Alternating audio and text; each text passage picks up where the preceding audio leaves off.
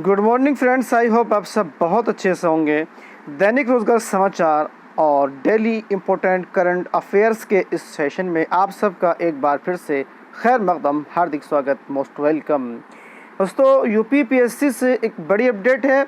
UPPSC ने government degree college assistant professor के तहत सीधी भर्ती का अंतिम चयन परिणाम जो है वो जारी कर दिया गया है।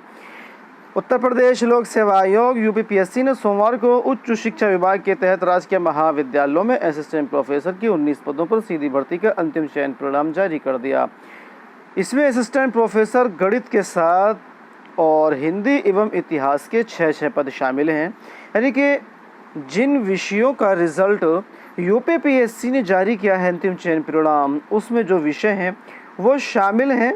अभी बताया मैंने आपको, एक तो है उसके अंदर मैथमेटिक्स यानी गणित, हिंदी और इतिहास। तो इन तीनों विषयों का अंतिम चयन परिणाम जो है यूपीएससी ने जारी कर दिया है। इसका जो चयन परिणाम है वो आयोग की वेबसाइट पर अपलोड है, आप वहां से देख सकते हैं। और इसके अलावा सहायक निदेशक मत्स्य के 6 पदों पर भी जो है उत्तर प्रदेश लोक सेवा आयोग ने चयन कर दिया है। आइए एक और बड़ी अपडेट की तरफ आपको लिए चलते हैं, जो कि आ रही है आश्रम पद्धति विद्यालयों में रिक्त पदों की भर्ती को लेकर के। आश्रम पद्धति विद्यालयों में 500 पद भरे जाएंगे।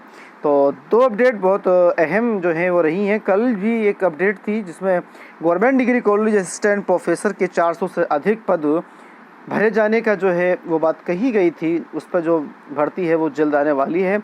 और अब आश्रम पद्धति विद्यालय में जो है वो 500 से अधिक पद जो है वो भरे जाएंगे और ये जो भर्ती है वो उत्तर प्रदेश लोक सेवा आयोग के द्वारा ही की जाएगी। समाज कल्याण विभाग द्वारा संचालित आश्रम पद्धति विद्यालयों में खाली 500 शिक्षकों के पदों को भर्ती प्रक्रिया से जल्द भरा जाएगा। इसके साथ ही इन विद्यालयों में प्रधानाचार्य के रिक्त पद पदोन्नति से भरे जाएंगे और इन पूर्णकालिक प्रधानाचार्यों को वित्तीय अधिकार भी दिए जाएंगे।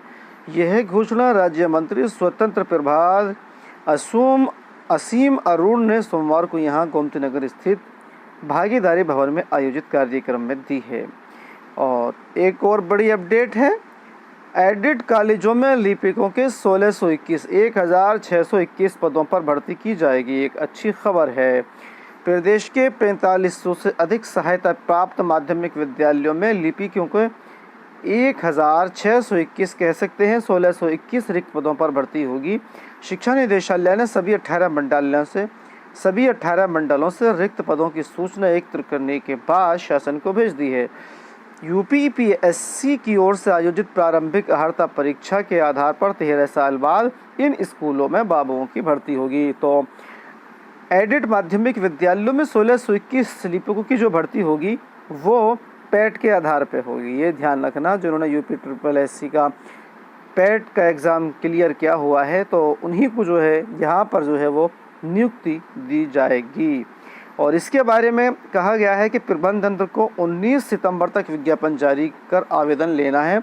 तो 19 सितंबर तक आवेदन जारी कर देंगे जहाँ जहाँ ये लिपिकों की जो पद हो रिक्त हैं।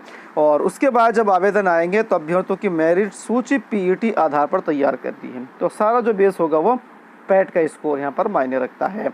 एक पद के सापेक्ष 10 अभ्यर्थियों को आमंत्रित करते हुए कंप्यूटर टाइपिंग टेस्ट और साक्षात्कार के आधार पर चयनित अभ्यर्थियों की सूची 28 नवंबर तक DIOS को भेजी जाएगी। तो यहाँ पर आधार होगा सबसे पहले पैट स्कोर, और पैट स्कोर के बाद में फिर होगा टाइपिंग टेस्ट और फिर आपका साक्षात्कार लिया जाएगा।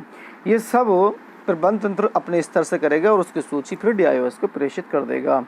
आइए एक और बड़ी अपडेट की तरफ आपको लिए चलते हैं। सरकारी मेडिकल कॉलेजों में 10,000 डॉक्टर व कर्मियों की अब होगी भर्ती। एक अच्छी खबर है। अभी तक जो 3-4 न्यूज़ आई हैं वो बहुत ही अहम रही हैं और सभी में भर्ती निकलने की बात कही गई है। अब उत्तर प्रदेश के सरकारी मेडिकल कॉलेजों, चिकित्सा संस्थानों व सुपर स्पेशलिटी संस्थानों में जल्द ही 10,000 डॉक्टर और कर्मियों की और भर्ती की जाएगी। एक अच्छी खबर है। और प्रोफेसर भर्ती में भ्रष्टाचार का आरोप आयोग पर प्रदर्शन किया है। ये लगातार अभ्यर्थी जो हैं विज्ञापन संख्या 50 में हुए भ्रष्टाचार को लेकर के आयोग मुख्यालय पर लगातार प्रदर्शन कर रहे हैं। इनका कहना है कि पॉलिटिकल साइंस में 95 में से किसी के 92 प्रश्न कैसे सही हो सकते हैं, और एक उनकी जो बात है किसी हद तक सही भी है। एक जैसे ही नंबर सभी को उसमें दिखाई दे रहे हैं।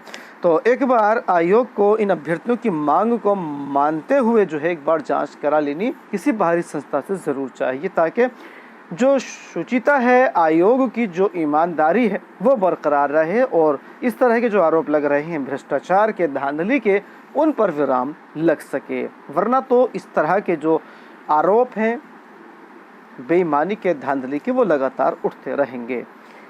और दोस्तों बात करते हैं कुछ करंट अफेयर्स की।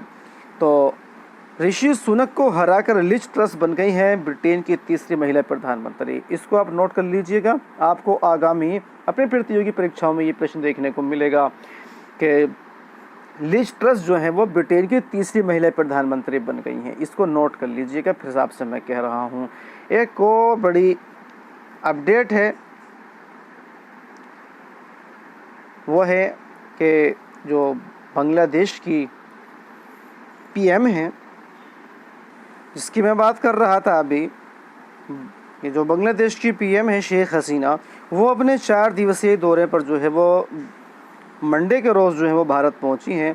यात्रा के पहले दिन उनकी विदेश मंत्री एस जयशंकर के साथ जो है वो बैठक हो चुकी है।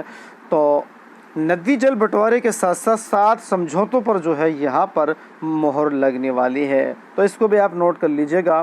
कई बार प्रश्न पूछ लिया जाता है कि इस महीने में इस तारीख को जो है किस देश के प्रधानमंत्री या राष्ट्रपति ने भारत का दौरा किया था, या हमारे प्रधानमंत्री किस महीने में जो है किस दौरे पर थे। तो इस तरह के प्रश्न लगातार जो है वो प्रतियोगी परीक्षाओं में पूछे जाते हैं करंट अफेयर से रिलेटेड। तो इसको भी आप नोट कर लीजिएगा। तो ये जो शेख हसीना है, जो कि बांग्लादेश की पीएम है, 4 दिवसीय यात्रा पर भारत पहुंच चुकी हैं मंडे को, यानी कि कल। और कल कितने थे? 5 सितंबर। तो इसको बहुत अच्छे से नोट कर लीजिएगा। और इसमें 7 समझौतों पर जो है वो मोहर लगनी है नदी जल बंटवारे के अलावा। और कौन कौन से समझौते हैं सब इसके अंदर दिया गया है। तो इसको आप बहुत अच्छे से नोट कर लीजिएगा। तो दोस्तों इस वीडियो में इतना ही। वीडियो अच्छी लगे तो लाइक कीजिएगा, शेयर कीजिएगा, साथ ही साथ इसी तरह की दूसरी अपडेट्स पाने के लिए चैनल को सब्सक्राइब करना ना भूलिएगा। Thank you.